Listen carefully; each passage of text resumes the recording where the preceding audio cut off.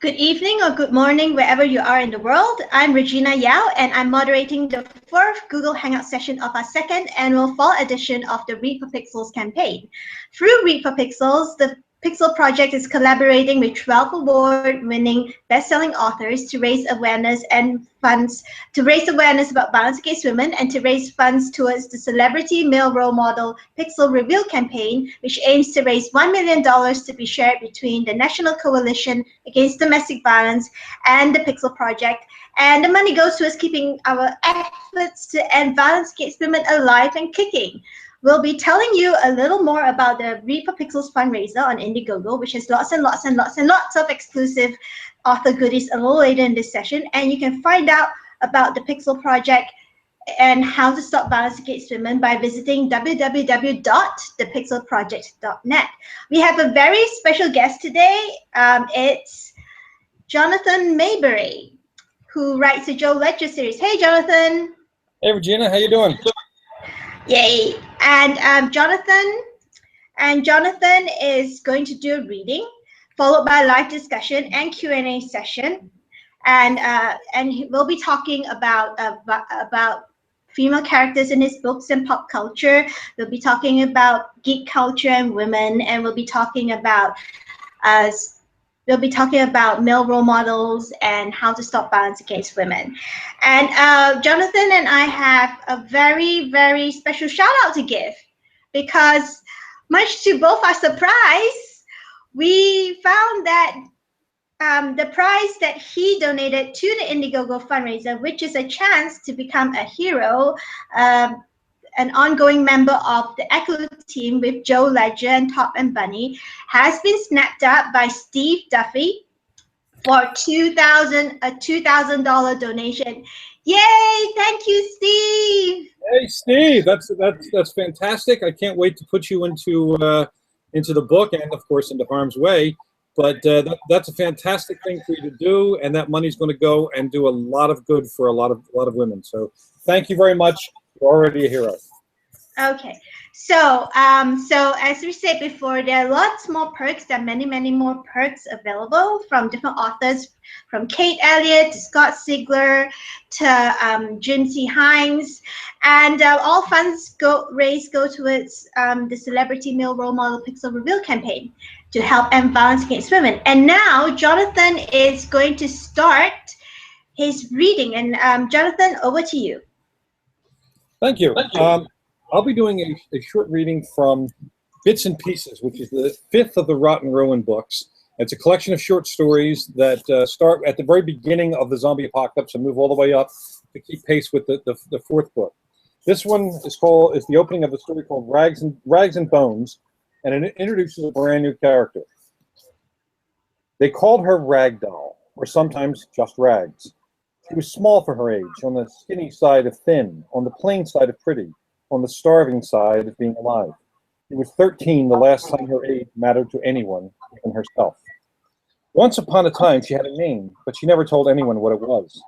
The name belonged to someone else. It belonged to a little brown girl who lived in a small town on the outskirts of San Jose, a girl who went to school, a girl who had friends, a girl who had her own room, the promise of a car when she was old enough, a great computer, a top-of-the-line tablet, nice clothes, great shoes, and a 3-year-old brother. It belonged to a girl who belonged to friends, to places, to a family. That girl had been happy, had been loved, she'd been protected. And that girl was dead as far as Rags was concerned. Rags was alone, and she was a loner. Except for the dog. Now, she hadn't named the dog. It wasn't any kind of dog she'd known before. Her own, the one she'd had since she was 7, was gone. And Rags didn't like to think about how she'd gone. Pom-Pom had been small and cute and was scared of everyone, even the cat. It wasn't fair what happened to her, or to the cat, or to the world. Rags tried never to think about any of that, because to think about Pom-Pom meant thinking about what had happened when Mom came home. Because Mom came home all wrong, all broken, red and strange, and Rags sometimes had to scream to make her brain stop thinking about that. Sometimes she ran down a road until she was pouring sweat and panting, and the crazy lights started burning in the corners of her eyes, anything to keep her mind from replaying all of that. It was like a streaming video that would show everything in high def and then automatically begin again as soon as it was over. If she was exhausted, she exhausted herself. It helped. When she was busy trying to find food, that helped too. When she was running from the dead, no, that didn't help. That was part of the memory, even if these dead weren't the people who she'd been related to, even if they didn't look like Mom or Dad or Tyler or Graham or taking care of the dog helped. Trying to come up with a name for him was good, especially when she kept trying different names on him to see if he'd respond to one. The dog was big, really big, more than twice as big as her. The last time Rags had stood on her bathroom scale, she was 86 pounds. She'd lost weight since, too much, really. The dog had to be at least twice as heavy as she'd been on that day. And he was pretty. A little bit of this and a little bit of that. Rags loved dogs, and she could usually spot what breeds made up a mix. The Langstons next door owned a cockapoo and a labradoodle. Pom-Pom had been a... No, don't go there. She told herself that 50 times a day. Most days she listened. Some days, no matter how much she did to her body or how much she crammed into her head, she couldn't help but go down that road. It was on those days that she really learned how to scream. It was on those days that she learned how to scream quietly, into her backpack, into her hands, sometimes into the crook of her arm when she huddled under a bush and smothered every single sound so the dead wouldn't find her. It was a survival skill, one of the things she had to learn. The dog, though, the new dog, the dog she'd saved and he'd saved her, he was something else. Not a combination of a couple of miniature breeds. He was a brute. Rags thought that he was at least half white shepherd and half Irish wolfhound. Fur the color of dirty snow, lots of teeth, lots of muscle. The dog had been trapped in a wrecked car. There was no driver, no passengers, no one alive or dead, just the dog. Big, wild-eyed, more than half-starved, looking like a monster, like a werewolf from a horror movie. When Rags first saw him, she almost broke and ran. She was instantly afraid of him, like she was taught to be afraid of things. Mom and Dad had been really good at teaching her to be afraid of stuff. People she didn't know, animals, bugs, the outdoors, stuff. Since everything went crazy, Rags had become afraid of a lot more. The dead, of course. She always had to be afraid of them. They were never afraid of her. She was afraid of other things, scavengers, especially the male scavengers. Rags was young, but she wasn't naive. Wild animals, too. When the end came, someone must have let the animals out of their cages at the zoo. Maybe in circuses, too. There were all kinds of things out there. She saw a tiger chasing a deer once and a pair of zebra running along the side of a highway. There were monkeys in the trees, and last week she saw a pack of the dead hunkered down around a giraffe, eating it. The dead would eat anything. Rags met survivors who thought that the dead only went after people, but that wasn't true. They'd eat anything. Being on the road, being out in the world, taught Rags the truth. The dead would eat anything as long as it was alive or if it had just died. She didn't understand that. No one she knew did. Just like she didn't know why the dead would stop eating a person when they were mostly still whole, but they'd eat an animal all the way down to the bones. It made no sense to her. A lot of things made no sense. Like why she let the big dog out of that car. She shouldn't have. The animal was starving, maybe crazy, scared.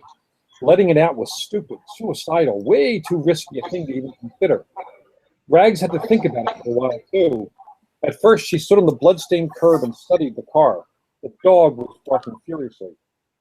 There were no dead around. There was nothing but a couple of bodies that had been shot in the head and left to rot. The stink was terrible. But Rags was used to it. Everything stank. She stank. She'd give a lot for a hot shower and clean underwear. A lot. The dog barked at her. And then it stopped barking and stared at her. It had strange eyes. One was such a dark brown that it looked almost black, and the other one was mint green. It wore a collar and had a tag, but Rags couldn't read it, not through the cracked and dirty windows. She came over and peered inside. The dog looked at her with its strange eyes. She expected it to growl. It didn't. After a long time, Rags climbed up on the hood and sat down cross-legged and laid her forehead against the windshield. The dog stared at her and did not move. Rags had no idea how long she sat there. Shadows moved on the street around her. The air was still, and there was no sound. There were no sounds in the distance, no moans or screams, no gunfire, nothing. Even the dog was silent, watching her, waiting. There was so much going on in those eyes, intelligence and what? It was like looking through the eyes of a person rather than a dog. Even Pom Pom, much as she loved him, hadn't had the same quality. Pom Pom looked at her with a dog's eyes and a dog's mind and a dog's uncomplicated love. This dog seemed different in ways she couldn't understand. Bragg straightened and then placed her palm flat over one of the cracks in the windshield. After a moment, the dog bent forward and sniffed. Then they sat and looked at each other for a while longer, 10 minutes maybe. Enough time for the shadows to slide around a bit more. Your family's gone, she said quietly. The dog watched her. Mine too. The first of the evening crickets began chirping in the weeds that had grown thick in the cracks of the pavement. If I let you out, she said to the dog, would you be nice? The dog watched her. I don't have much food, but I can give you some soup. I have a couple of cans of beef soup. It has too much salt, but that's okay. Do you want some soup? The dog watched her. If I give you half of what I have, you promise you won't get all crazy on me. Those eyes, dark and brown and mint green, watched her. Okay? If there was anyone else to swear to it, Rags would have sworn on a stack of Bibles, but the dog nodded. It was a stupid thought, a crazy one. That's what she believed she saw. Rags smiled. She felt it on her face, and it felt weird. She couldn't remember the last time she'd smiled. No, that was wrong. She actually could. It was the night when she heard Mom's car pull into the driveway. Rags had gotten a new pair of tights that she bought with money she'd made babysitting. She knew Mom would love them. Rags was smiling when Mom opened the door. That was the last time she smiled. But she smiled now as she stood off the hood and walked around the car.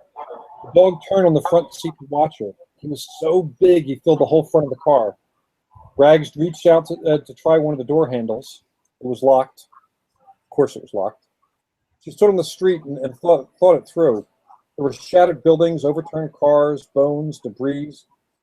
She nodded to herself and picked up a brick, most of a brick, enough for her purposes. As she approached the car, the dog watched her. Rags showed him the brick. You have to get back. I have to smash the window. Get into the back seat, okay? You need to. And the dog climbed over the seat backs and dropped down on the rear footwell. That made Rags stop in her tracks. That was very, very weird. There was no doubt in her at all. The dog understood what she was saying. But it was just a dog. The brick was heavy in Rags' hand. Doubt chewed at her. She hefted the brick and said, please. To the dog, maybe, to the day, to whatever was left of the universe who might be listening. And she smashed the window. So that's the opening of that story. Oh, cool. Giant dog. Is it messy?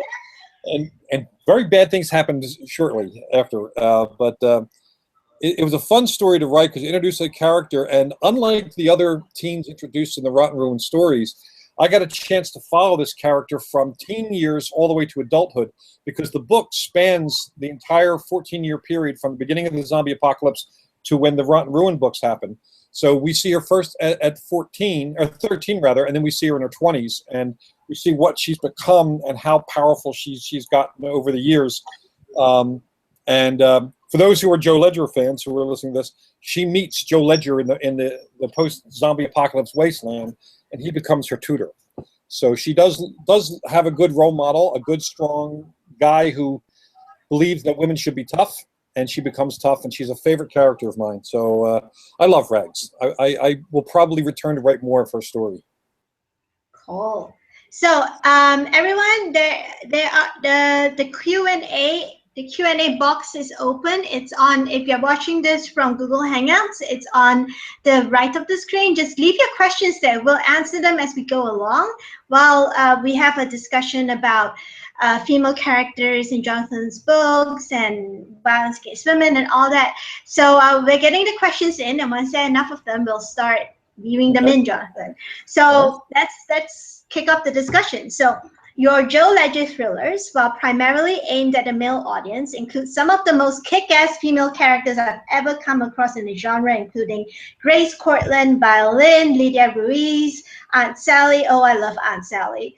Cersei Autry, and Junie Flynn.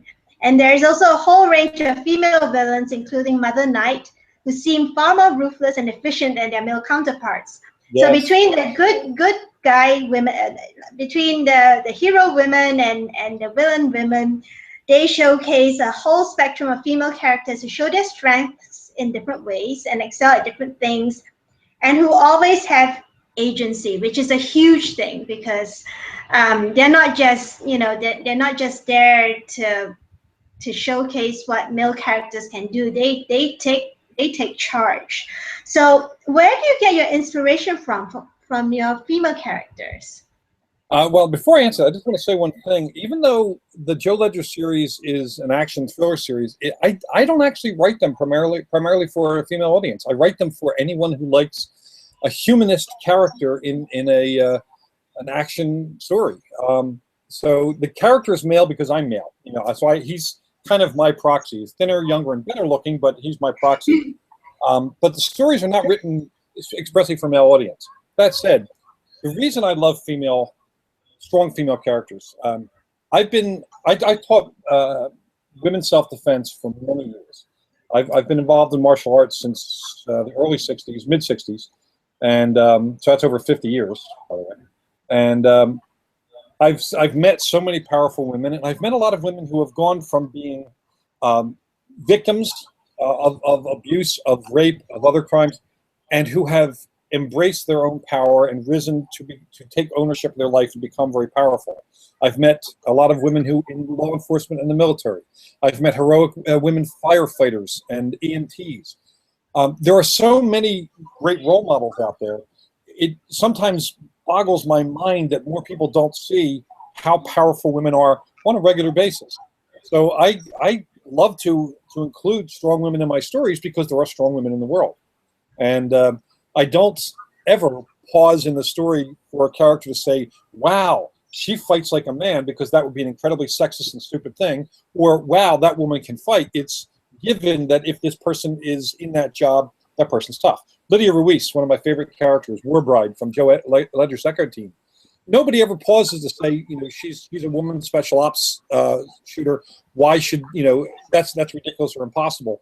We know from world history that's not impossible. It's just not. So she's there being strong. Violin is a favorite character of mine, and I still get mail actually mail addressed to Grace Cortland, because I know a lot of soldiers who say they know women like that. So it's very gratifying to be able to write strong women characters, and it's very gratifying to have the readers respond with admiration and affection for them.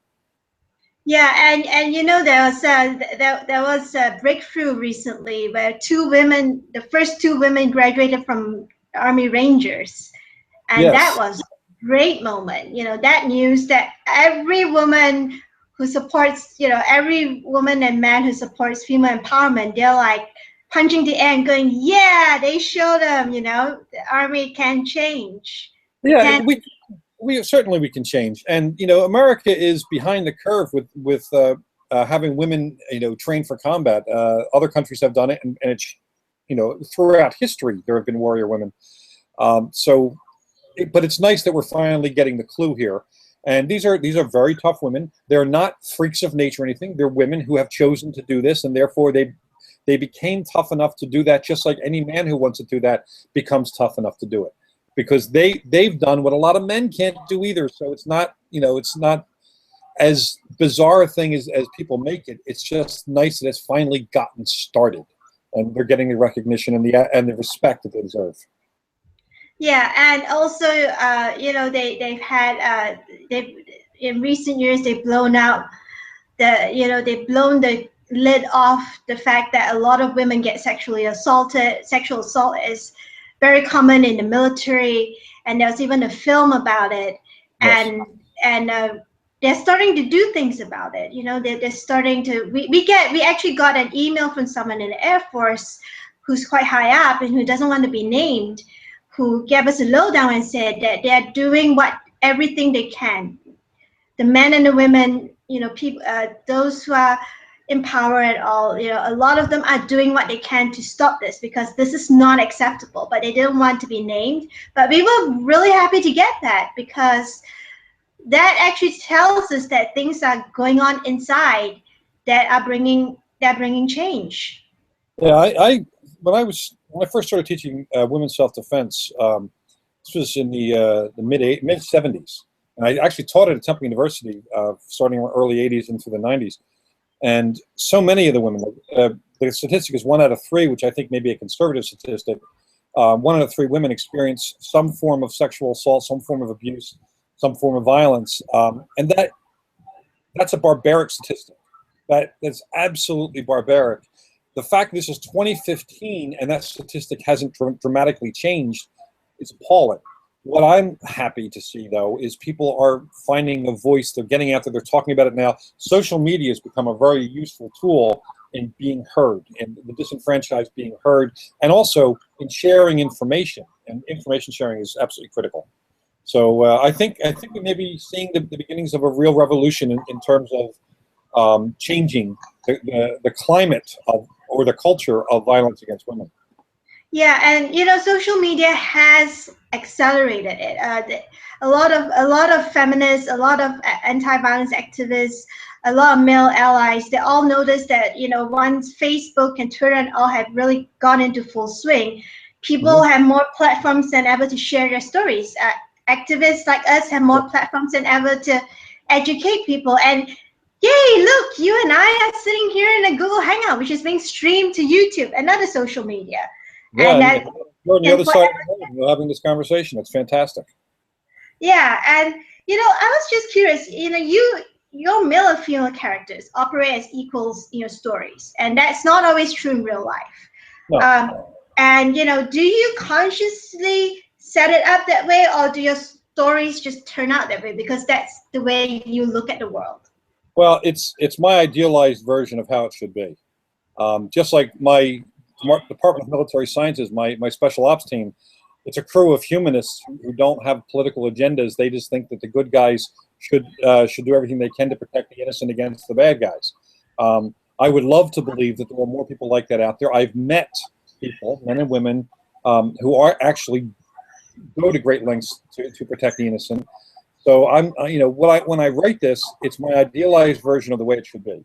And one of the nice side effects is, as I write this stuff, I hear from people in all aspects of the military here and elsewhere, and law enforcement, active and those who are no longer in service, telling me that they've experienced, or they know people who are in that same mindset, and they're no longer looking at whether somebody is male or female. They're looking at whether this person's effectively going to do the job of protecting those that they're there to protect. And that is reflected in the way I write. Yeah, it sort of reminds you of how Joe auditioned for Echo Team, where church tells him we're picking a leader, just go in and do what you have to do, and he goes, all right, and he goes in and he just does what he has to do. Well, that's actually partly based on a true story. Eric Haney, who was one of the founders of Delta Force, I got to know some time ago. And apparently some version of that happened when he was helping to form the first teams, because they went and hired all these alpha-type personalities, and they needed a leader. And he beamed somebody in the head with a plate of cold cuts, and pretty much just decided he was the leader. So when he told me that story, I said, I'm going to steal that for Joe Ledger, and he gave me his blessing. Yeah. So what role, you started learning martial arts as a kid. Yep. And you grew up in a household that was abusive, and you were abused as well, and you took up martial arts since age 6. And so what role did learning and practicing martial arts play in helping you deal with the abuse and grow up into the man you are today, who is helping speak out against abuse, who is taking a stand, who's helping women heal by helping them to feel empowered again with learning self-defense? So what role did martial arts play? Well, martial arts was one of my lifelines out of that world. I mean, the abuse started in my house when I was a kid. I had 4 sisters, and we were all getting abused physically, sexually. There was a lot of horrible things going on in my house. My mother was also a victim of it, and I'm growing up in a household like this, but also in a neighborhood where domestic violence is extremely common. It was a very low income, blue collar neighborhood.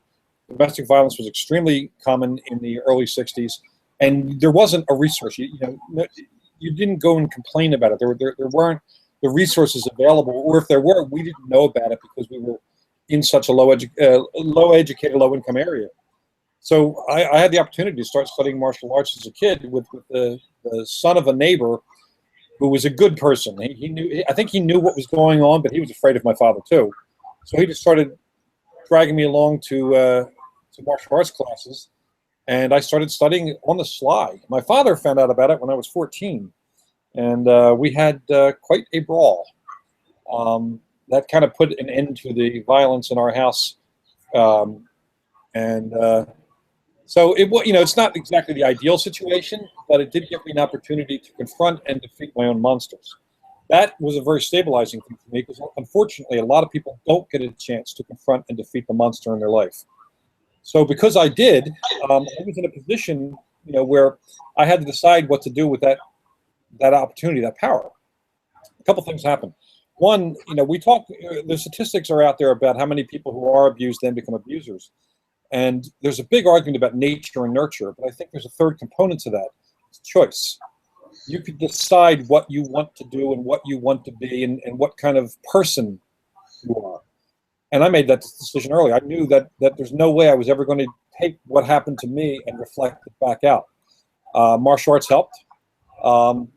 I also got involved in some things that kind of helped me vent my rage. Boxing, full contact, martial arts, and so on, settling my rage issues.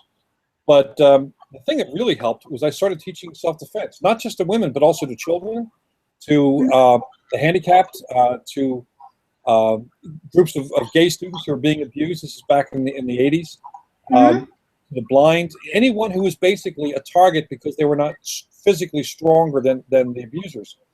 And doing that helped me solidify my attachment to my moral center and who I wanted to be.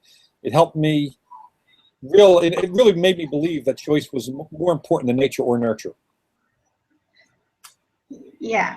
So I mean, it's like we chatted about, before we went on air, the World Health Organization released those figures saying 3/4 of boys who have been abused or are from abusive households, who grew up watching their dads beat their moms and their sisters, they grew up to be abusers, whereas 1/4 of them don't. And obviously you belong to that 1/4. And Archbishop Desmond Tutu, I don't know how many people know about this, he too grew up in a household where he watched his dad beat his mom. And he, again, it's like you said, it's choice.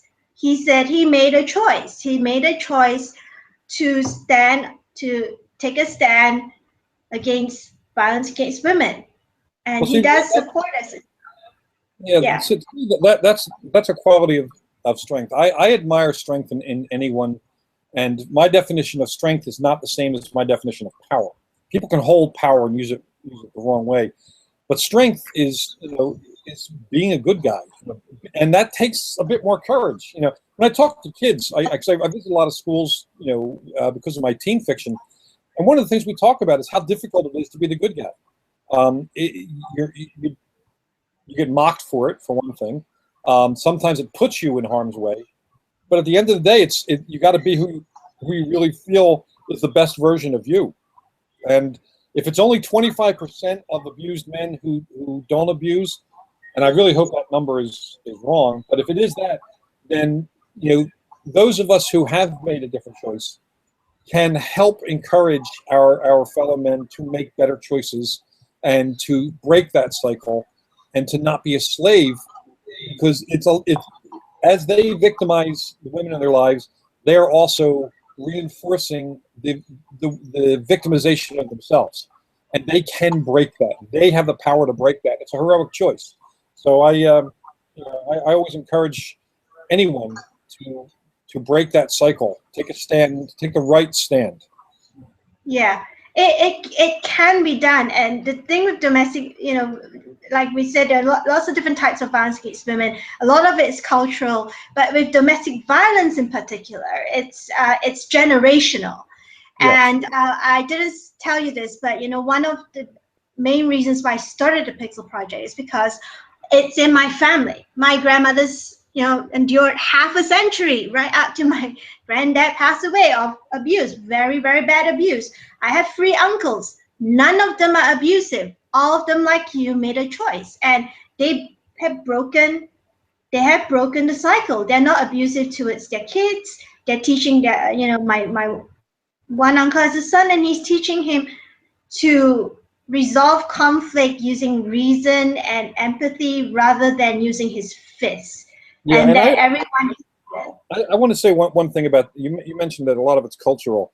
I cut no one slack because violence is part of their culture. I don't buy it. It's the 21st century. There is no one who doesn't have exposure to the information that is wrong. So anyone who's doing it and saying it's cultural, they're using a convenient cop-out. And I don't buy it. That's cowardly, it's weak, and it's abusive, and I will not accept that a cultural definition or cultural acceptance for violence is okay. That doesn't work for me. Yeah, it does. We're not saying it's okay. We firstly acknowledge. I'm saying a lot of men use that as their excuse. Yeah. Some use that as their excuse, and there is no excuse. Like you say, it's always a choice. You have a choice whether you're going to raise your hands and fists or you're going to say something really mean to someone. It's always a choice, and you can learn not to. We had Ted Williams last week, and he said the important thing is to start from young, teach the kids. It's like toothpaste out of a tube. You can't put toothpaste back in the tube. It's like you can't unlearn stuff. So the important thing is to teach them early. But you can teach old dogs new tricks too. You can teach people who have, even if they've been part of the culture of violence up to now, you can reach them and educate them and encourage them to make a better choice moving forward. You can. I don't, even though I hate violence against women by anyone, if someone has been a part of that, they can still make that change. They can make that choice. Yeah. You just gotta reach them where they are. Reach them because everyone's in different places, of where they are in relation to their ideas of violence and what's right and what's wrong.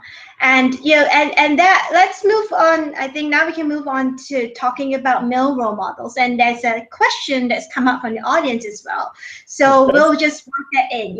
Okay, so the Pixel Project obviously believes that male role models play a key role in helping reduce violence against women. During your AMA session on Reddit, which was great, by the way, you mentioned a number of male role models for yourself that you have had, including Hiroshi Korofuko, great-grandson of your school's grandmaster as a peer and role model, and Ray Bradbury and Richard Matheson, who mentored your development as a writer. So how did your male role models influence you as a person and the man you are today? Well, I got to start with my father again, unfortunately. I mean, he was not only a bad guy, he was involved with, he was very extremely racist individual, sexist individual, and all these wonderful things that just presented a very bad environment for me to grow up in. I had some really wonderful lucky breaks in my life. One of which was when I went to middle school, the librarian at my middle school was the secretary for 2 different clubs of professional writers. And when she found out that I wanted to be a writer too, she got permission, not from my father, actually my grandmother forged my father's signature, to go to some of the meetings of these professional writers. So there was one group that met in Philadelphia and one group that met in New York. So over a period of the years, in 7th, 8th, and 9th grade, I was meeting Ray Bradbury, Richard Matheson, Harlan Ellison, James Blish, Arthur C. Clarke, and some of the most amazing writers. But the 2 that spent the most time giving me advice were Bradbury and Matheson, and it was not just writing advice. They also helped instill in me some of the values that I still hold. Like Bradbury's thing, I mean, he was speaking about the writers community, but it's by extension, you can extend it to any community. It's, he said writers should always help other writers. Don't put a price tag on it. Don't expect anything in return. Just help. And that's pretty good philosophy to move through life with. Just help someone else. You don't need to get anything in return for it. You don't need a pat on the back. Be part of a solution and don't be part of the obstruction. That's a pretty simple one. Matheson put it a little more bluntly. His 10 commandments on how to live a good life are, the first commandment is don't be a jackass. The second commandment refers you to look at the first commandment and read it over again. And commandments 3 through 10 are don't be a jackass, said louder. And that's pretty good set of rules to be going on with. Anytime you think you're doing something for you that might snub someone else or take someone else's advantage or at the expense of someone else, don't do that thing. Do something else. Find a better way to do it. There's a running joke. My wife says that on my tombstone it'll say it was a win-win situation, because I never get involved in any kind of a deal or an organization or a project that won't benefit everyone involved. If it benefits more than one person, I'm in. If it doesn't, I'm out. And as a result, I have a lot of fun in life. I feel that I'm a pretty decent role model for those people who need a role model. And I know that I've helped some of my friends, and those friends have helped other people, and people have helped me. So it's like spreading a positivity virus, and I'm all in on that. Yeah. Okay. So the next question comes from the audience, and it relates to this. It's from Tori Eldridge, and Tori says, "Yeah, you know Tori? I do know Tori. Yeah, Tori. Hi, Tori. Tori says you are a great role model as a person and as a writer. How do you think men can best empower the women in their lives and discourage abuse among the men in their social or business circles?" Well, conversation's a good start. Listen to the women in your life. Ask them questions. Listen to what they say. That's a good start, because if you genuinely will listen, you'll find out what affects them and what they feel about the things that happen in their life. Find out, learn about, try to understand what a woman's experience is in this world. It's really shocking to a lot of guys when they open their eyes and open their ears. That's one thing. Also, guys should talk to each other about this. It's not one of those things you don't talk about. It's one of those things that everyone should be talking about. It doesn't have to be the only conversation, but it should be part of your conversation to talk about domestic violence, to talk about sexual abuse, to talk about any of the difficult and troubling subjects, so that there is no failure of communication, and therefore no failure of sharing values one to another. So communication is a huge thing, and as long as we keep talking and keep sharing information and learn from the better examples that each person does or shares, if we do that, if we learn from those qualities and then talk about them to other people, we're all going to move forward and upward. Okay, so Tori has a follow-up observation. She says, when I hosted a podcast on intimate partner violence, one of my guests talked about respectful retribution, not condoning abusive behavior by not doing business or hanging out with our buddies if we discover they abuse others. Any thoughts on this? Well, there are times I'll do that too, to a degree, but generally I don't like that. Here's my take on it. If somebody is making a political statement online that I don't like, I either won't respond to it, or if they make too many, I'll just unfriend them on Facebook or Twitter. But if somebody's talking about domestic violence or sexual violence of any kind, I'm not going to just say, well, I agree to disagree, and I'll keep silent about it. I'm going to speak up. That silence is as much a weapon. Was it Burke who said that all that's required for evil to prosper is a good man to do nothing?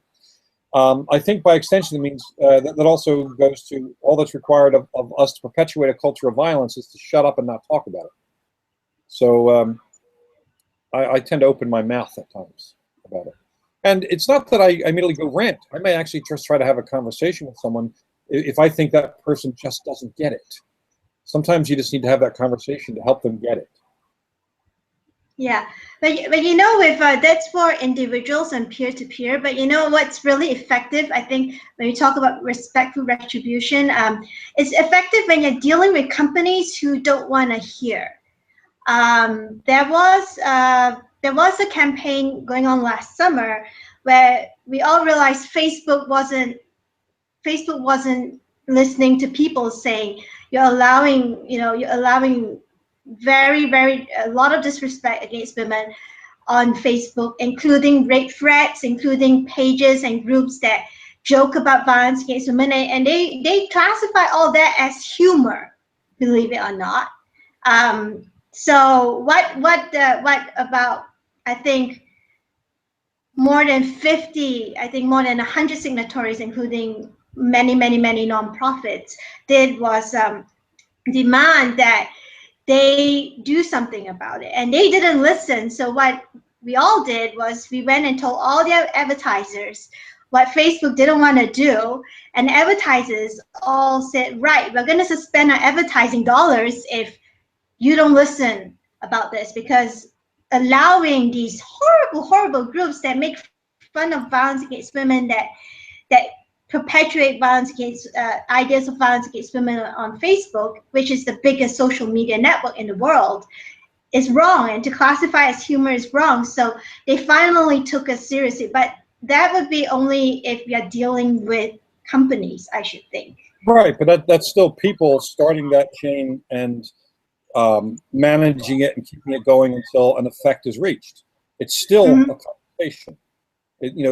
Organizations are not soulless entities. There are people involved in them.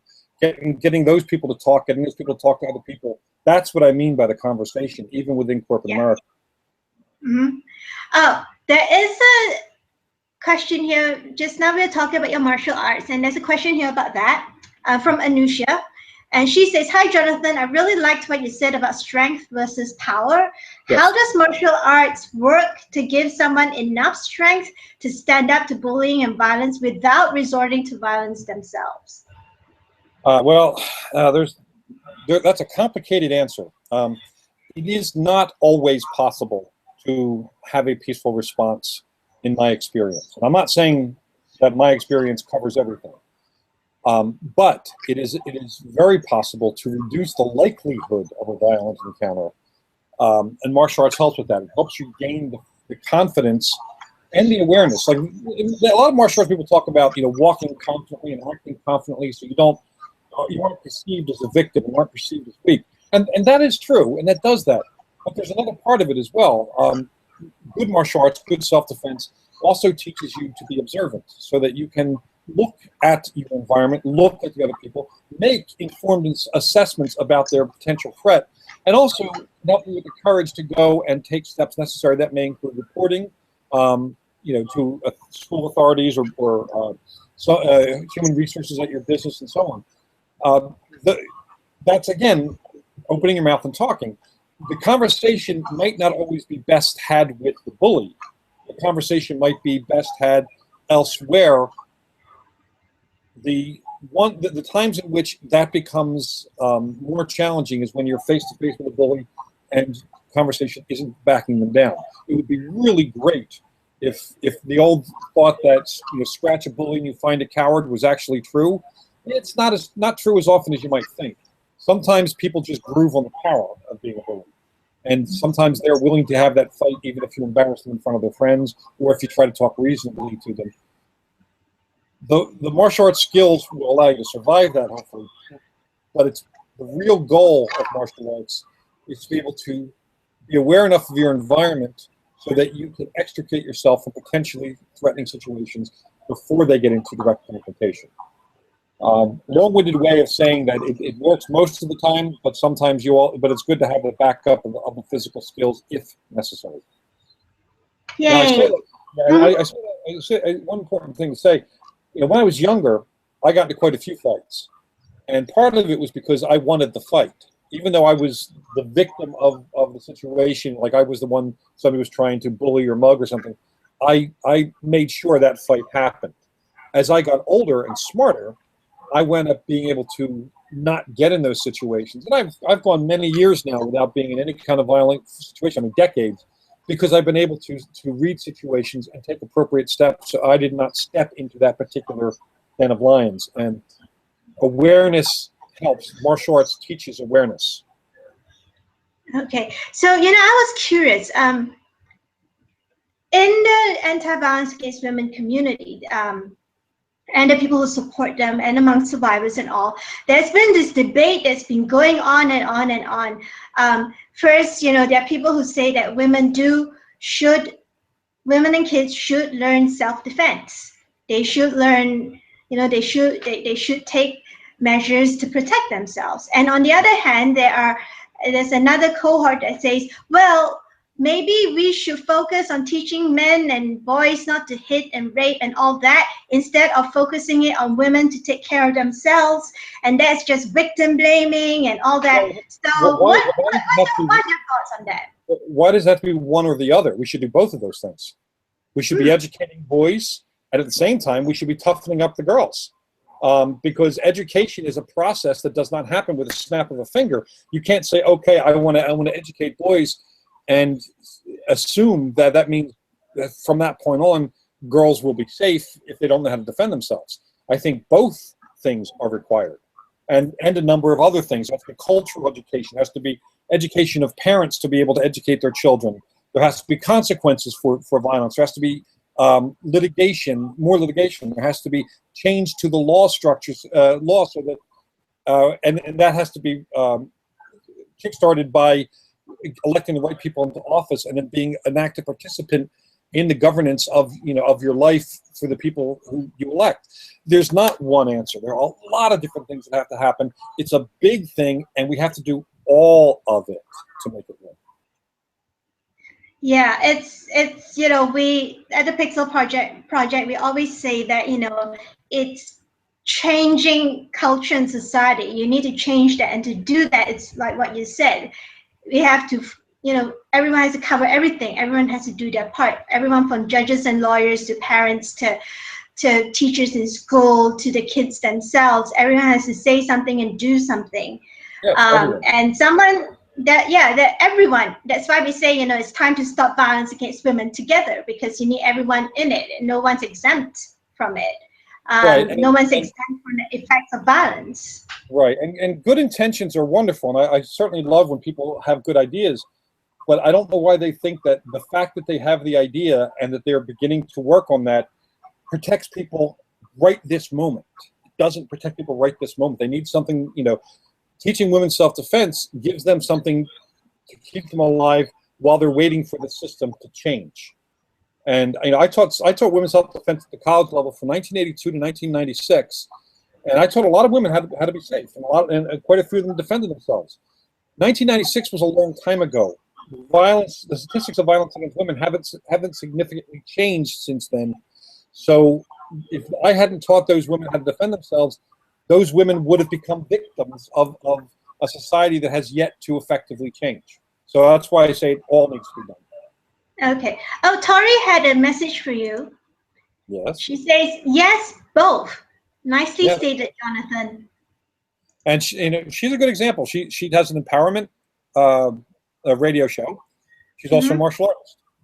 So and she speaks out, and that's the kind of thing we want. We want people who talk about empowerment, who talk about social change, but are also ready to defend themselves if necessary. Until it isn't necessary anymore, and I don't know when that's going to happen. And unfortunately, I don't think it's going to happen in my lifetime. No, we very popularly say amongst ourselves on the Pixel Project and in activist circles, we can't wait for the day till we don't have a job anymore. But that's not going to happen anytime soon. So you have to keep going. Okay, so Tom Erb had a question for you, and this goes back to talking about female characters. And he says, as an author, what advice can you offer to help craft a truly genuine, strong feminine voice without falling back on horrible stereotypes and give them a true voice? A lot of it comes from there's a couple different answers to that. With the way I write female characters, I think often about what their motivations are, what they need out of a situation. Like the character of Nyx in the Rotten Ruin books. She's not a warrior type at first. She's a 14-year-old girl. She is not trained to fight. She's living safely behind fences. But as she begins to realize what she wants to find a life beyond the fence. She begins acquiring the skills of survival. Writing her character wasn't really about writing a female character. It's writing a character who had a specific motivation. And when you write down the list of what their qualities are, yes, she's female. Yes, she's small. Yes, she's not physically that strong. So those are elements of her character quality, but it's not this is a small, weak female character. It's a young teenager who's learning to be strong. Her voice reflects who she is, and I learned that by looking at people and listening to people. She's actually based on a girl I knew when I was in junior high school. Writers are professional eavesdroppers, and we look at people, we listen to people, we catalog who they are, and we try to remember different qualities of how they speak, how they interact, how the way in which they interact changes depending on who they're talking to. Like you can see a 14-year-old girl talking to her peer, see her talking to a teacher, see her talking to a parent, see her talking to an older sister, see her talking to a little child, see her talking to a boy that in school, and she's going to be subtly different in every single one of those conversations, and yet there'll be her essential self. So one of the great exercises then is to write a series of scenes in which a character, say a female character, has a number of conversations with different types of people. And try to be honest with what you think that person would say and how they would react and respond to those different types of people. Observation will give you a lot of it, and then putting yourself in the mind of the character will fill in a lot of those blanks. So that's kind of the way I do it. I usually, when I'm trying to flesh out a character, I write a series of scenes where they're talking to different people, and I find out the different aspects of their personality. And that works for male and female characters. Okay, and here's some feedback from Jim O'Brien. Okay. Okay, Jim says, John, excellent podcast. Great seeing you looking so good and sounding so inspiring. Found out we both had similar childhoods. I often wonder if that is a prelude to becoming a good writer. Have to go. Thank you for being you. Bye, Jim. And I don't know if it's required that people have difficult childhoods. I know that, unfortunately, a number of my writer friends have been through what I call being born in the stormlands. They've been through various types of childhood trauma or life trauma. Sometimes that makes us look inside, see who we are, try to figure out the world. It makes us introspective and it makes us observant. So I think those are qualities that can help you become a good writer. I don't know if it's required to be a writer, but maybe it helps us stay in touch with our human side rather than just the male testosterone part of ourselves. Oh, and Jim, if you're still there, if you have to go now, you can actually go to our YouTube channel. Just search for the Pixel Project on YouTube after this, and it's actually recorded. This Google Hangout is recorded for posterity, so teachers and geeks and all can watch it and start conversations about violence against women themselves. So, ooh, skull. Jim, we'll get to answering all your other questions a little later in this session because there's about half an hour to go.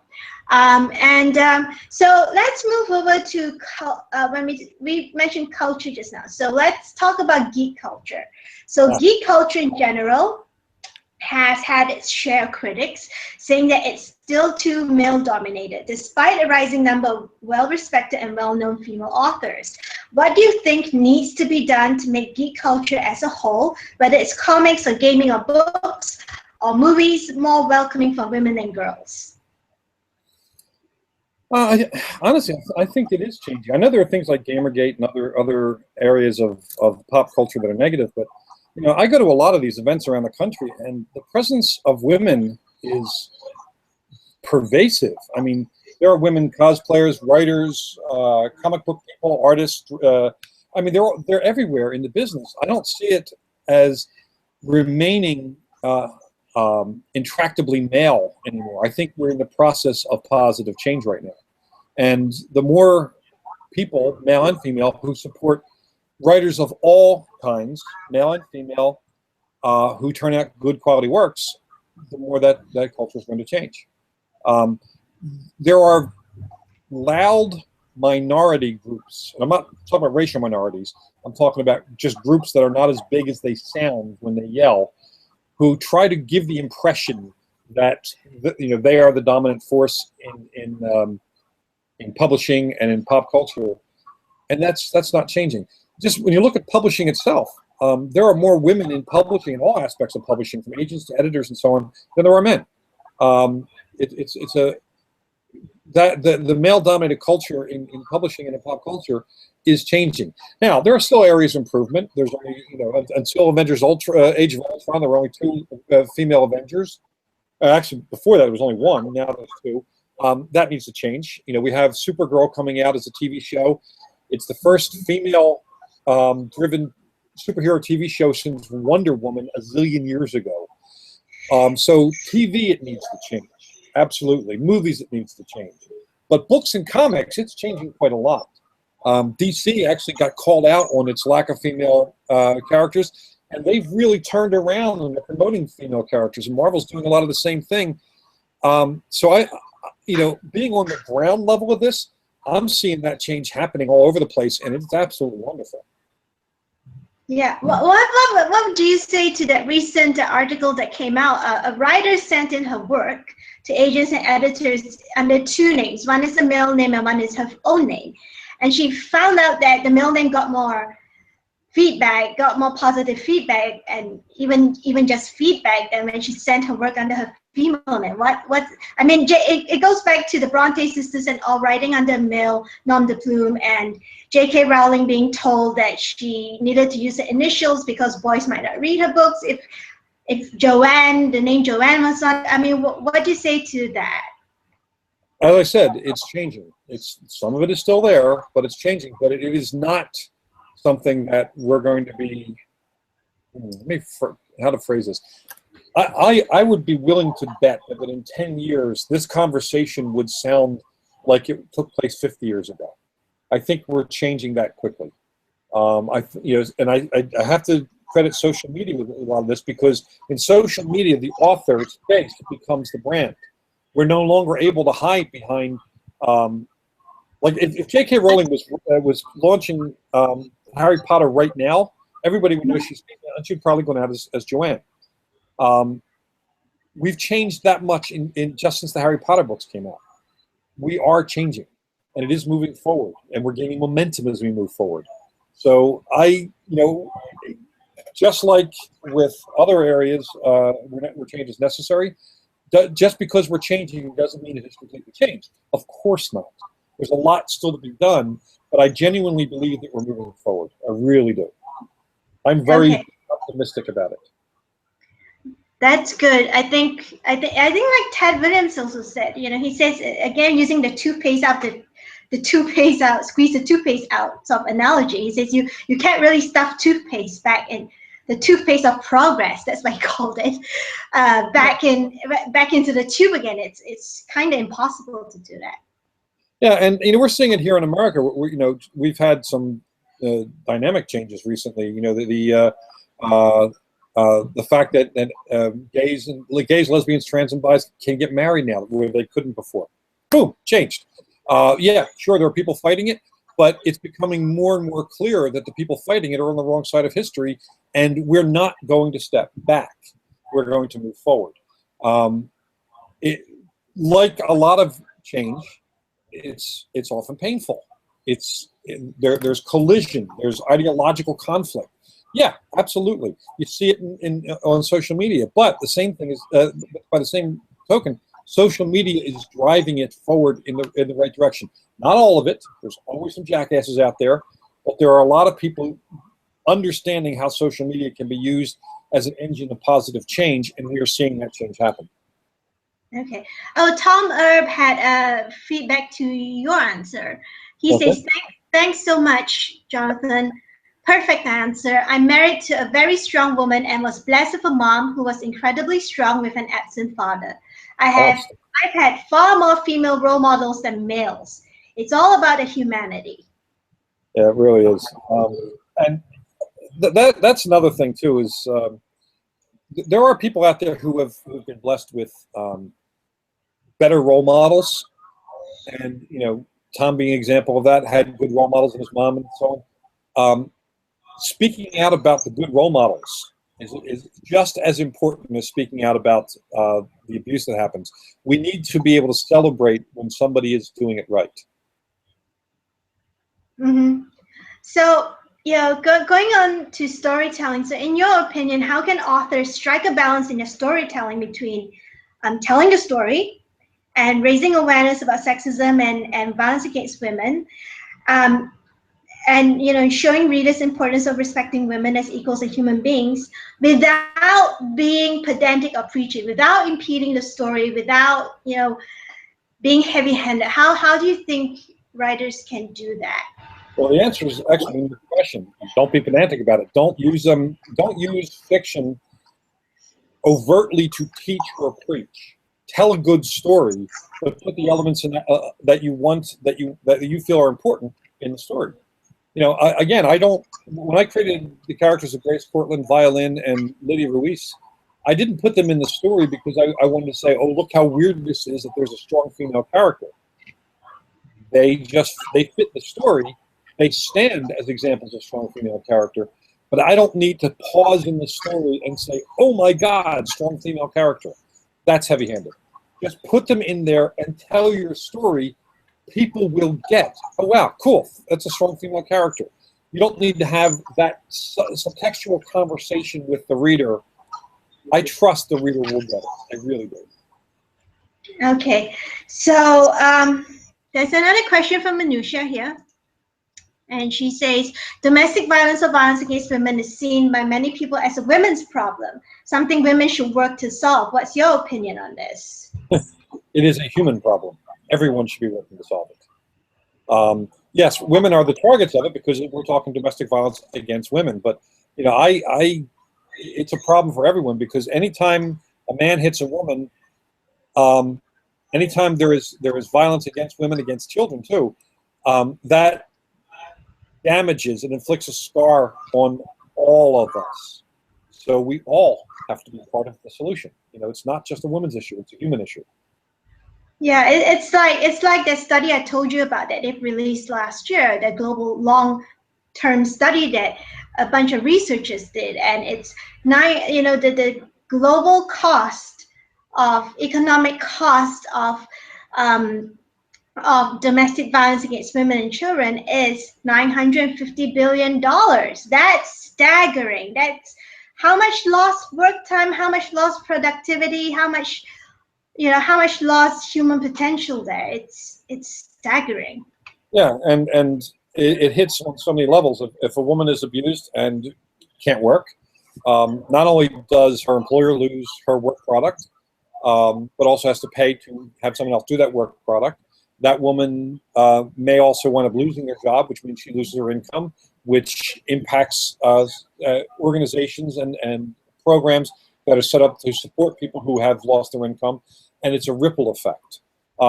If somebody doesn't want to support it because for some bizarre reason they think that this is just this is not important, maybe it's that we have to point out that it's picking their pocket, too. By allowing this to go unaddressed, they're having to pay for it. So maybe for some people, that's the way to reach them. If you can't reach them on the human level, reach them on the financial level. But it impacts everybody's life, every single person. Yeah. Okay, let's go to a writing question from Patrick O'Toole. And Patrick says, hi, John. Thanks for taking part in the Pixel Project's Read for Pixels campaign.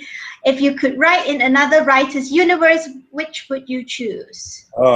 I have wanted so long to write in the Mignola-verse, which is Mike Mignola, his Hellboy universe with Witchfinder, Hellboy, Ape Sapien. Oh, and Hellboy.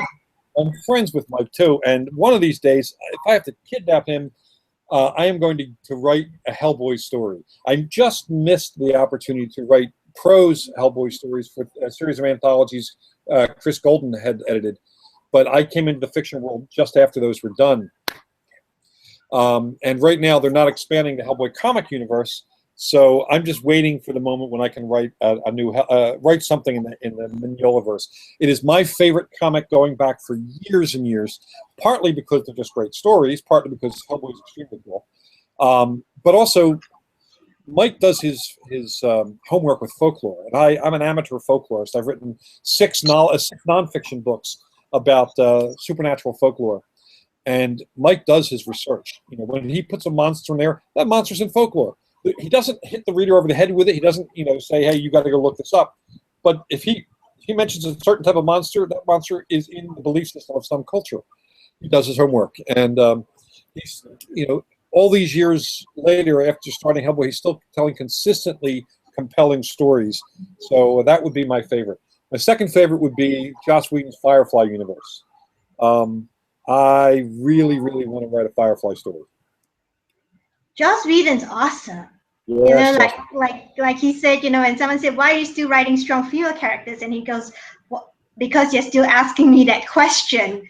That was like, bingo, bingo, you got it. So hopefully one day we'll have him on a Google Hangout, and he can talk about all that, starting from Buffy, because Buffy's old school, but I love Buffy. Yeah, but Buffy's great, and it's interesting because the supporting characters in that, male and female, all grew into their power, which is a lot of fun. Seeing characters who didn't know that power was even a possibility in their lives, they grew into their power over the course of the show. And the comics, you know, they're still continuing the official, you know, I think they're in 10 or 11 now of the comic. That continues the official storyline, and there's been great novels and so on about Buffy. It's wonderful, and Whedon's done a lot for showing how tough women truly are. Yeah, what I liked about the Buffyverse is that in the original Scooby Gang, there were three girls. Was it three girls? Yeah, three girls: Cordelia, Willow, and Buffy, and one boy, Xander. Yeah. And usually it's the other way around. Usually they're more in young adult, at least at one point before the current rush of, you know, like Divergent and the Hunger Games. And at one point they had more males and females in any group. So, okay, so you have been so incredibly supportive of our Read for Pixels campaign and our anti-violence against women work as a whole. So why did you decide to support us and our work, specifically us, because there's so many anti-violence against women organizations out there? Why do you decide to support us? Well, first off, I love the message of, you know, it's time to stop violence against women together. You know, that's together is a big thing. I love community building. I love community interaction and the power of community. But also because you guys are doing it through social media, and social media, as I've mentioned before, is the most powerful and potent tool of change that we have. Doing this on social media is the smartest thing. It allows us to have a conversation, to be seen, be heard, interact, and share. And the information isn't just something spoken in a lecture hall. It's going to be on the net. The links will go into Facebook and Twitter. It'll be there for people to come and check in on it and share it and talk about it. And the Pixel Project is built around the social media footprint, and it's so smart that I couldn't say no to it. So smart that I had to say yes to it. That's why. You know, we were born over 6 years ago, and we were born in the shower, and then the idea came in the shower, and then we were. Oh, I love the shower. The shower is great, especially hot showers. It's you know, I was washing my hair, and it suddenly bing, and then I ran out and typed it all down while my hair was still sunny. I have a theory, by the way, that shampooing one's head stimulates ideas. I've had 10 of my best and most successful ideas while shampooing my hair. I tell you. You there, Regina? Yeah. Oh, okay. I thought we lost you. Maybe you nipped off to take a shower. No, it's no, but but seriously speaking, I mean, that was our literal start. But seriously speaking, we were born.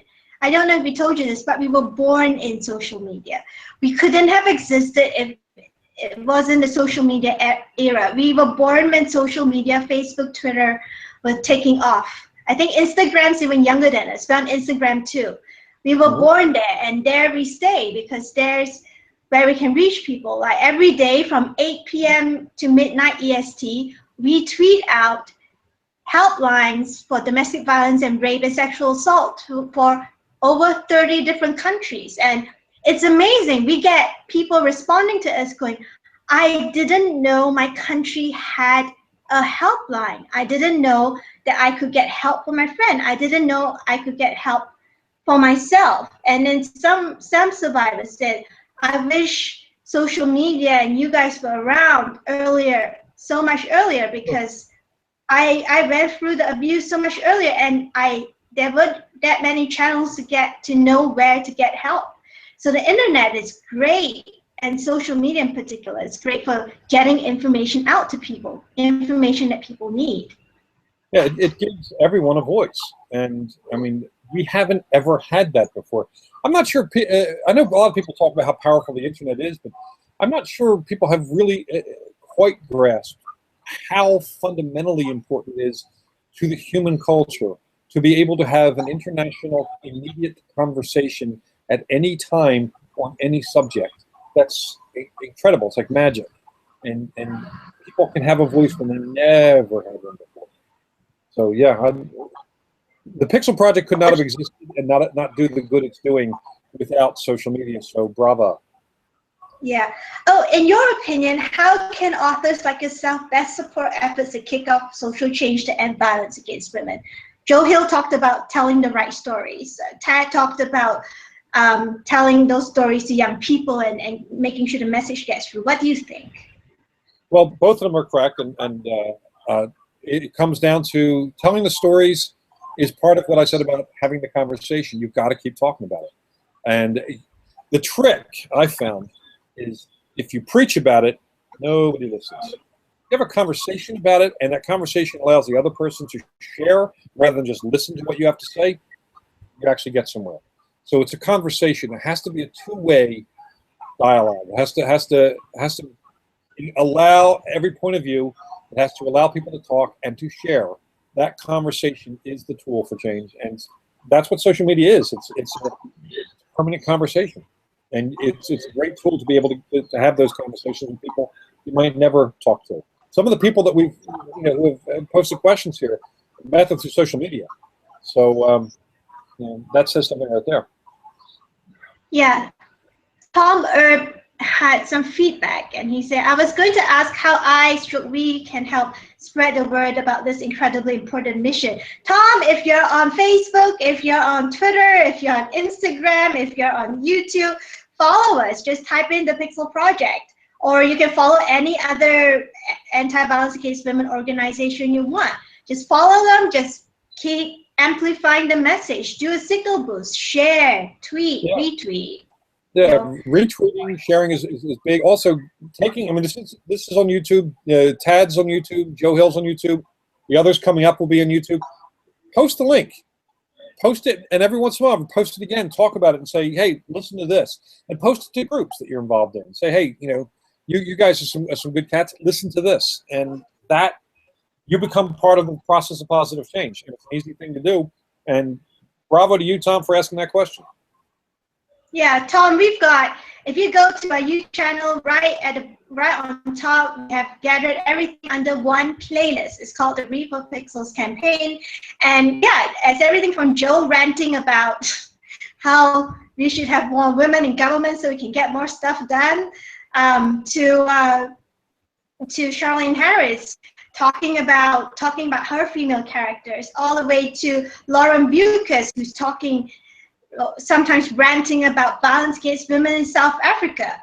There are authors from everywhere. Jasper Ford talking about his mom, who's a huge feminist who raised him, and how he's raising his daughters. So talking about parental skills and stuff. So go there, Tom, and you can get anything. You can share anything. Just There's hours and hours and hours and hours of authors and musicians. We also have music. We also have playlists with musicians supporting us with songs about women empowering women and girls, songs about stopping violence against women. There's loads of stuff there you can share. Lots of videos. On Twitter, we tweet statistics, we tweet news headlines from around the world, we tweet helplines. Just go follow us and retweet. Just retweet if you think someone needs it, because you don't know, if say you retweet, you know, the national hotline, domestic NDVH, National Domestic Violence Hotline number that we tweet every night at about 8:05 p.m. You might not know who's in your channel, who's in your network, who sees that and goes, oh my God, I need to call that. I need to call that number because my next door neighbor is, I hear that every day, or my mom's facing that, or I'm facing that. They're there to help. So just help us and boost the signal. That's what you can do, Tom. That's it. Okay. Oh, lots of feedback for you. Okay. So Lydia Burling says, not a question, just wanted to say thank you for everything you do. Lots of hearts. And Anusha says, thank you so much for being part of Read for Pixels. This is a great hangout and you have so many interesting things to say. I'm an even bigger fan now. Well, it's an honor to be included in this. Yeah, and we go to, and Sheldon Higdon says, nice, Joe Ledger. And there are two final questions from the audience, both for Jim O'Brien, and I hope he actually watches the YouTube recording because I think he's gone off now. So he says, what do you think of editing apps like Pro Write 8? Like Pro? Write 8. P-R-O Write 8, yeah. It's funny. I'm getting an echo. I don't know if you guys can. No, we can't hear an echo. I'm not a huge fan of. I prefer just me and Word, and that's it. So I don't use editing apps at all. My editing trick is I read my books aloud or my stories aloud, or I ask my wife to read them aloud, and then we have a conversation about the story, and then I make edits. That actually does more for me than any piece of software would. I know some people love software. Scrivener is a really popular one for a lot of my friends, and there are some apps out there that can help. I'm just personally not a fan of them because I guess maybe I'm old school. Even though I use a computer to write on, I was trained as a reporter, so notepad and pencil, and then an actual typewriter. So I'm not used to software being part of my writing or thinking process beyond Microsoft Word. That's as far as I go with it. The only exception with software is when I'm doing scripts and I'm writing my first pilot script. I use Final Draft software. But I know people who love the apps and they swear by them. So I may not be the right person to ask that question. It's just a personal preference. I don't use them. Yeah, there was, speaking of software for writers, there was like a very animated discussion about Scrivener. So a writer just discovered that, and she's in seventh heaven. She's going, I can actually organize all my chapters now, and I don't need to write my scenes in sequence. She's going on about that. Well, I don't write my scenes in sequence either. I just plug them in wherever, you know. It's one of those things where once you learn how to use Scrivener, the people who learn to use it never go back. I know so many friends of mine on different levels of success, including all the way up to New York Times bestsellers, who swear by Scrivener. Maybe if I took the time to become more familiar with it, I might use it too, but I just personally don't. I write very, very fast, and I write in Word, and I don't, even though I do plot my books out, I don't necessarily write sequentially. Like, for example, today I'm working on a science fiction novel. I wrote the last chapter, I always write the last chapter first. Today I wrote 2 chapters that are set in different parts of the book, and also wrote a couple. There's one of the characters keeps a blog. I wrote a whole bunch of entries of the blog that fit between chapters. They're not sequential. I'm not even sure where they're going to go in the book, but that's what I was motivated to write today. But I didn't use software to do it. That said, I actually own the scrivening software because somebody pitched it to me so strongly that I should use it. I bought it and I haven't used it yet. All right, there's this function which is so cool. It looks like a board, and you can drag your scenes like a little card across it. So it just rearranges itself, and that was what that writer was wrapped Oh in. yeah, it's got great stuff. I'm not the audience for it, but probably at least a third of my writer friends are addicted to it, and they swear by it. So. And there, some of those are people whose opinion I respect so deeply that maybe I should consider whether I should try it, give it a fair shot. Yeah. Okay. So here's the final question for the night, and after that, that's just feedback for you. So Okay. let's go to the final question from the audience, and it's Jim's question again, and he says, "What is your best marketing tool?" Well, website's really important. I drive a lot of people to my website. But I think my best marketing tool is a balance of Facebook and Twitter. I love interacting with people who read my books and other people who write my books, people who blog about books in the genre. I take 10 minutes out of every writing hour for social media. So, and right now I'm a professional writer, so I write 8 to 9 hours a day. So that means there's 8 to 9 10-minute blocks where I'm doing social media. So I drive a lot of what's going on. I drive the interactions. I love having the conversations. And I don't make my social media all about my products. Like right now I am, because I've got 3 books that I'm pitching right now. I mean, Bits and Pieces is coming out on the 22nd. I have a steampunk novel, Ghost Walker's, coming out the same day. And my X-Files anthology just came out a couple of weeks ago. So there's been a fairly heavy presence of those on my website or on my Facebook pages. But generally, my content isn't about what I'm writing. A lot of my content is humor. I generally don't get political. I never talk religion on Facebook, and I don't use Facebook to slam anyone or Twitter.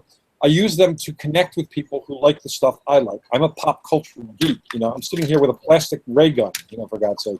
I'm a pop culture geek. I like nerding out about pop culture, about movies, about the stuff that the people who read my books also like. I'm having a conversation with my friends on topics that we all like. Occasionally I'll talk about my own stuff. Early on, when my social media was all about my stuff, my following was small, and people kind of got tired. I saw a little fall off of people interacting. When I stopped making it all about me, it became about us, and that was a better conversation. And actually, it increased my sales.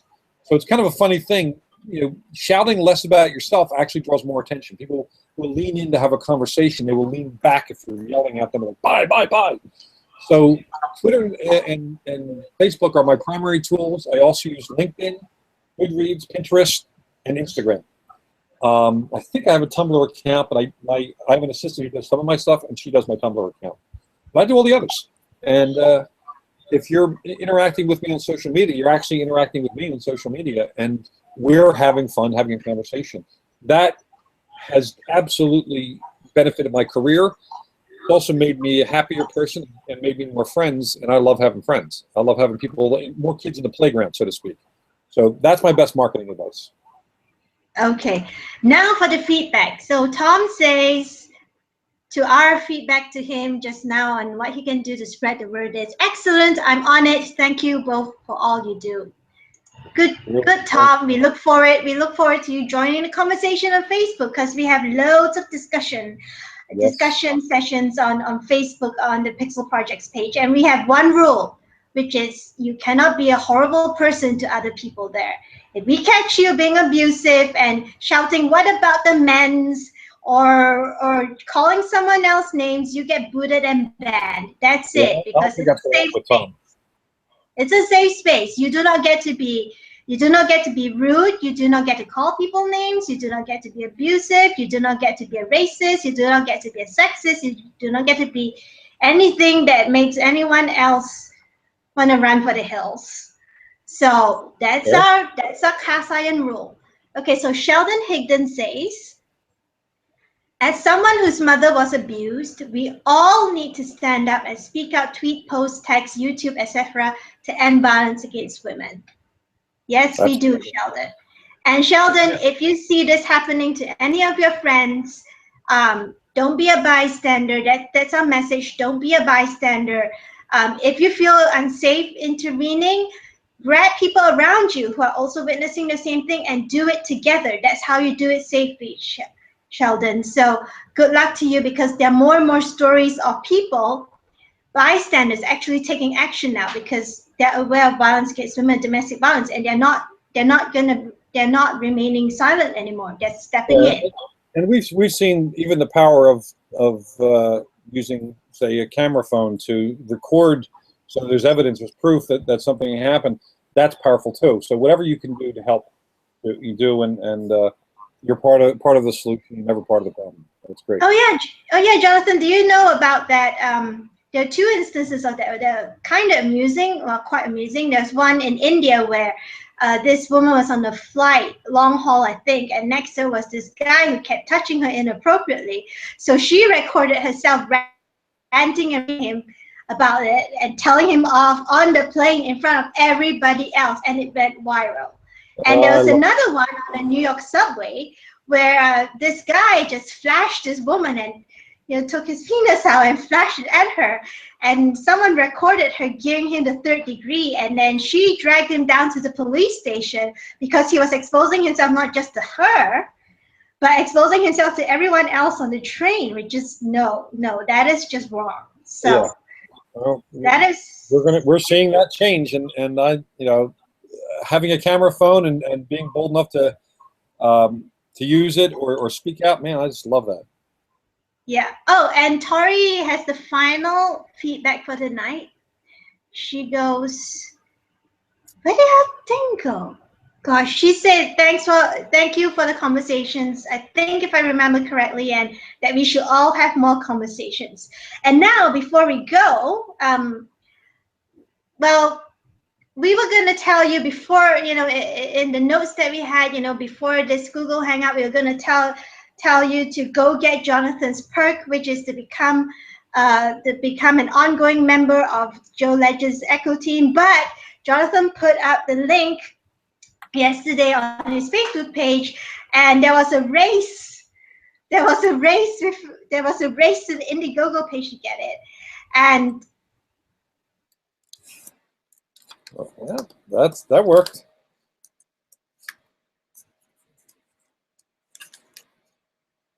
Regina,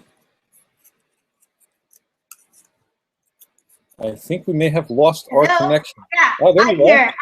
Yeah. Gosh, I think it's Google Hangout. It's not my internet connection.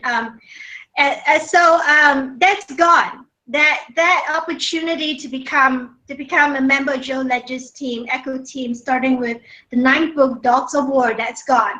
But there's still loads and loads of goodies.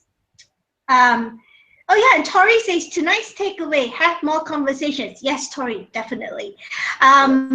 And I'm going to share a little slide because there are lots and lots of goodies left. And Scott Sigler's goodies are coming out soon. Matt Cabot is coming out later this month, and she's got a ton of goodies as well. So I'm going to share this little slide that we put together. Can you see it, Jonathan? I can. Okay, so if you want to get those geeky goodies, go to Indiegogo at is.gd/R4P Indiegogo 2015. That's case sensitive, and if you don't have a credit card, because Indiegogo only takes credit cards for charities, you can go to is.gd R4P Rezu 2015. That's our other donation processing provider, Rezu. They take in PayPal donations. And you can find out more about the Read for Pixels campaign at is.gd/Read for Pixels. And if you only have PayPal and you really want a goodie, please email us at info@thepixelproject.net and tell us which goodie you want so we can actually take it off the list. Otherwise, someone else might click and claim that goodie and goodbye goodie. But you got to be fast. You got to be fast. So Jonathan and I we'll say goodnight. And if you want to find out more about the Celebrity Male Role Model Pixel Reveal campaign, which we're raising funds for by this Read for Pixels, you can go to reveal.thepixelproject.net. We are aiming to raise $1 million. We're not even close. And we're actually, let me check the page. We are actually, we've got our first fundraising goal on Indiegogo this fall for Read for Pixels at $5,000, and we're actually at 77% funded. We're at $3,830 raised now. And we will be having contests and all a little later this month. And once we reach that first $5,000 milestone. So go there and check it out. And I think I'll cook up a couple of other perks for the Pixel Project too. They'll be announced soon. Oh yeah, Jonathan, because like you got those emails from people going, no, I wanted that perk, and we saw those. I think we can figure something else out. Yeah, and so Jonathan and I will say good day or good night to you wherever you are in the world, and if you want to share this Google Hangout with someone you know who couldn't make it today to this live Hangout, you can just type in the Pixel Project, run a search on YouTube, go to our channel, and once YouTube has finished processing this live streamed Google Hangout, we'll be putting it in our Read for Pixels list right at the top of the page. So have a good night or good day wherever you are. And Jonathan, anything you want to say to everybody before we go? Keep the conversation going. See you around the graveyard.